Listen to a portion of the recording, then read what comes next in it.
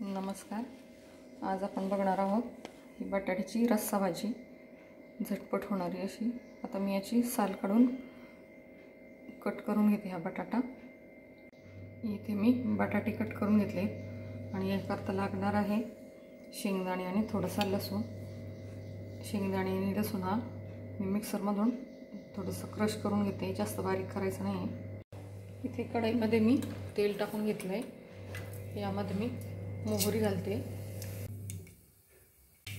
मोहरी तडतडली आहे. यामध्ये आता मी थोडे जिरे घालून घेते.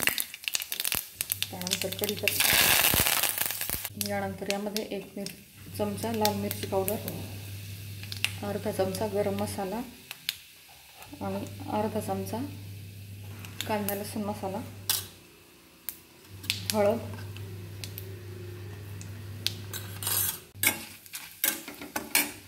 यामध्ये शेंगदाणे आणि लसूण हे बारीक करून घेतले होते मी, हे टाकून घेते.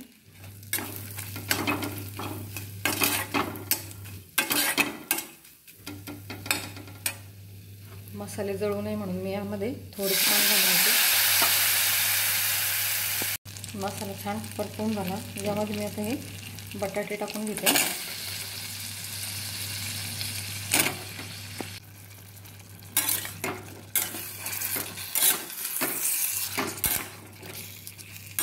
छान मिक्स करून घेतलं. आता यामध्ये चवीनुसार मीठ घालायचं आहे.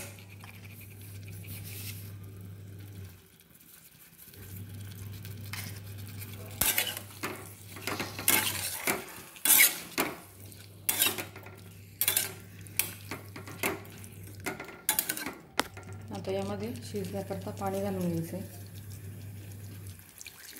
आपल्याला कितपत रस्सा हवा आहे त्याप्रमाणे पाणी घालायचं आहे.